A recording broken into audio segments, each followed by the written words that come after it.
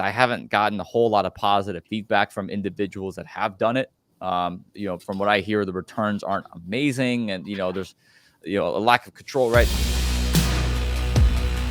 I'm curious to what get you take on the biggest frustration when it comes to capital gains tax and the 1031 exchange, because you are an expert real estate investor and you teach others how to do this. So I'm curious, Daniel, what would you say is the biggest frustration when it comes to capital gains tax deferral on the sale of businesses, crypto, stock, primary homes, and the 1031 exchange as it pertains to investment real estate sales?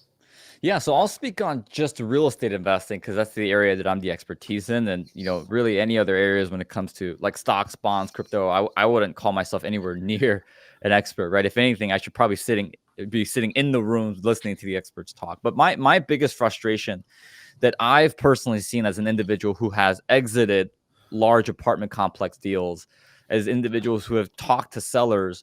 And it's funny because, over the last 6 months, the sellers that I've spoken to, it seems like there's more 1031 interest than it's been in a long time. And I think a lot of that's because prices of assets have grown tremendously over the past 4 to 5 years. And they see the capital gains tax bill that's ahead. And for me, a biggest frustration with even the whole concept of capital gains taxes, well, I guess taxes in general, right? If you think about the concept of what this country was founded on, I mean, we went to war over what, a 2% tax. Now our ordinary income's at like 37, our capital gains at 25. Like, it's insane. But for me, I look at the incentive. What is the financial incentive for people to do what they're doing? And that's why I love capitalism so much, is because it's a system that's predicated on incentivizing people to do the right thing. And for me, when you're talking about slapping on a quarter tax for real estate investors, increasing the value of their building. And I understand there's cyclical forces in which appreciation of an asset happens based on external forces.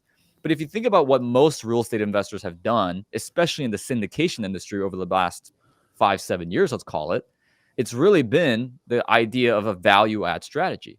Let's buy a distressed building. Let's make it look nicer. Let's increase the income for that reason.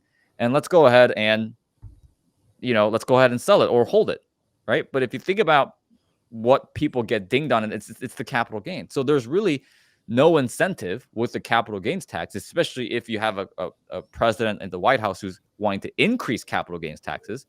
The incentive for guys like me and guys like you to go into these distressed buildings and make it look nicer.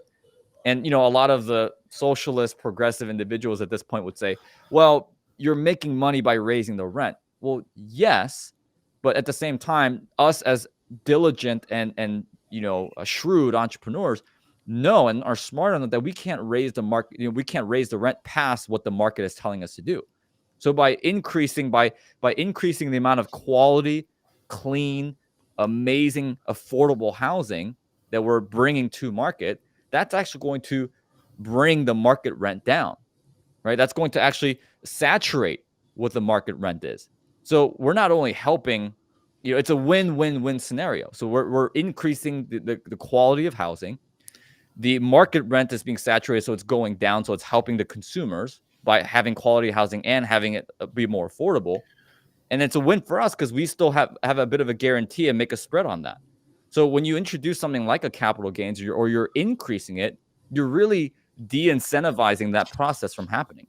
So I'd say for me, I know it's a long answer, but for me, that's probably one of the biggest frustrations. 100%. Yeah, you've got to make it a win-win for the investor who's taking the risk, who's taking on the loan, who is going to do the work to improve housing, which is one of the top number one crises in America is affordable housing.